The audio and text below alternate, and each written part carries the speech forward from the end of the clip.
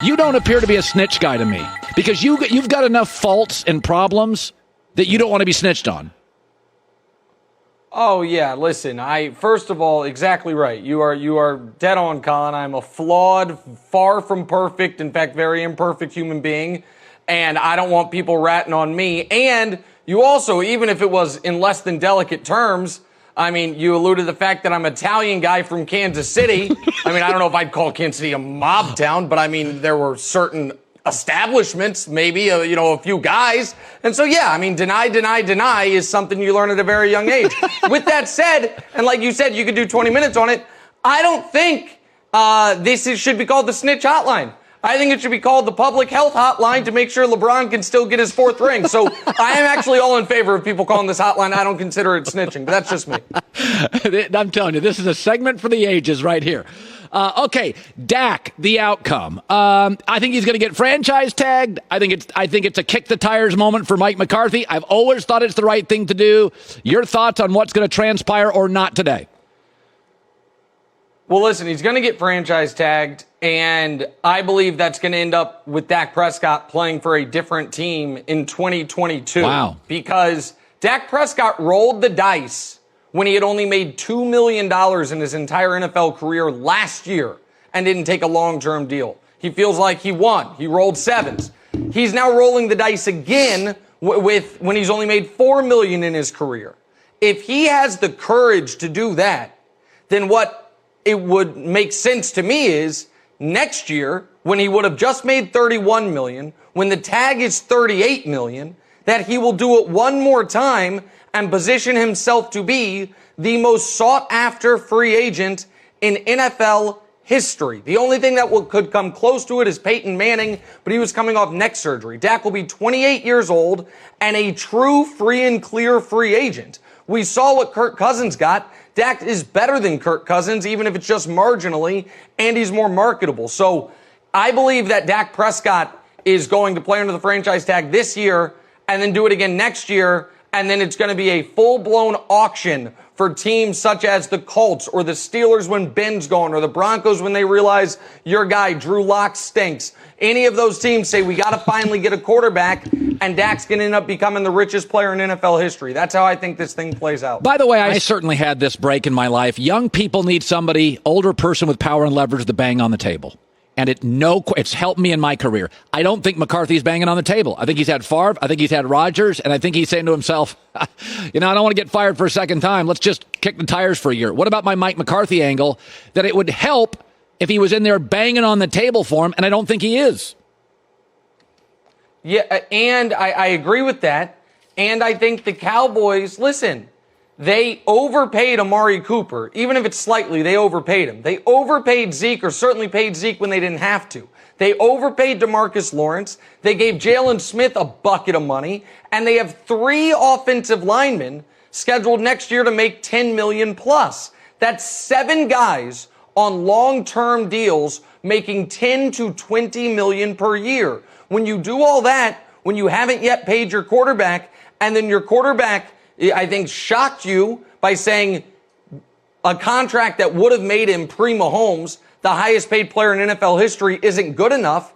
I think all that plus the coach not standing on the table for him or banging the table, all of that I think is what has led us to this point, which is 18 months of negotiations with Dak Prescott and no contracts getting signed.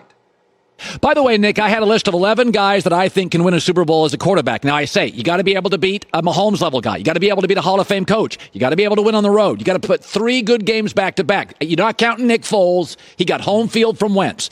These are my 11 guys. Mahomes, yep. Jackson, Russell, Rodgers, Wentz, Brady, Breeze are getting close to the end. Goff, Ryan, Jimmy Garoppolo, we're close enough. If you get that close, if you get nominated for an Oscar, you can win an Oscar. And Deshaun Watson, you think I'm missing one. Who? Yeah, well, I mean, if you get nominated for an Oscar, you can win an Oscar. So you're telling me if you're in the Super Bowl with the ball down less than a touchdown, you should be on this list. So where's Cam Newton, Colin? I call you out for your Cam Newton blind spot once again. Where's Cam Newton? He was closer to winning the Super Bowl than Jared damn Goff was, tell you that much right now. Closer when, he had the ball, down 6. Von Miller happened to, take it from him. He didn't dive on it, and we all flipped out. Where's Cam Newton? Put Cam Newton on your list, Colin. That's what if you're going to have Jared Goff, Jimmy Garoppolo on there, and old Grandpa Tom Brady, then you got to have Cameron J. Newton on there, sir. All right, I am flummoxed by the New York Jets can't pay Jamal Adams, but the Browns now have 10 guys. They're paying $10 million or more, and they pay Myles Garrett, who I think deserves every penny. My point being, I love Sam Darnold. You can't overcome a ridiculous front office. Your take on this? Yeah, I think that this is one of the most unfair things about the NFL is if you're a quarterback, unless you are a true 1%er, so much of your success is going to be determined by where you're drafted. Now, it could have been worse for Darnold. He could have gotten the Josh Rosen treatment, I suppose. I still believe there's an alternate universe where Josh Rosen can play in the NFL, but he's never gotten the opportunity. But yeah, Darnold ends up in a spot where the head coach, who seems to have the most power, seems to actively dislike you based on how talented you are. The more talented you are, the less he wants you in the building. I don't understand it. My other takeaway, Colin, if I may for a moment on the Myles Garrett side of this, is, listen, Myles Garrett, the last time we saw him on the football field, he did something dumb. He conked Mason Rudolph on his head with the exact item that is designed to protect Mason Rudolph's head. It was a bad thing, and he should have been suspended. That was the last time we saw him play football. In the 48 hours after that, some of our media brethren had a collective conniption fit calling for the arrest and banishment of Myles Garrett. The Browns heard all that, saw that. He hasn't played a game since then. And they measured it all and said, how about we pay you more than any defensive player in the history of the league? Haven't seen you on the field since you whacked Mason on the head. Take $125 million, Myles, because you're that talented. So I look back to the commentary in the days following that, what was it, Thursday night game or Monday night game. Everyone had gone a little crazy for about 48 hours. I'm glad the Browns weren't part of that insanity. Well, yeah, Myles Garrett's career is not defined by that moment. All of us, myself included, have bad moments. It doesn't define who he is. He's a really great player. Finally.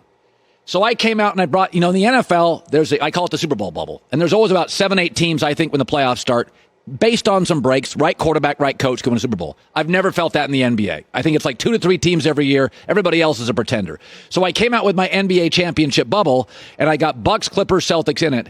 And Avery Bradley, Rondo gone. I took the Lakers out of it. Everybody else is on the fringes. And apparently you had a problem with this. I'm guessing it's LeBron. Well, Colin, come on, man. Did you get conked on the head by Mason Rudolph's helmet? You're going to have a team with LeBron James outside of the championship bubble? The last time a LeBron team wasn't one of the 4 finalists, you can't even get him in the top 4. How far back do we have to go? To 2006? The last time that happened? I heard what you said about the Clippers. The Clippers, they're 2-1 against the Lakers, and they dominated them in the 2 wins. They controlled the game. Both those games were tied midway through the fourth quarter.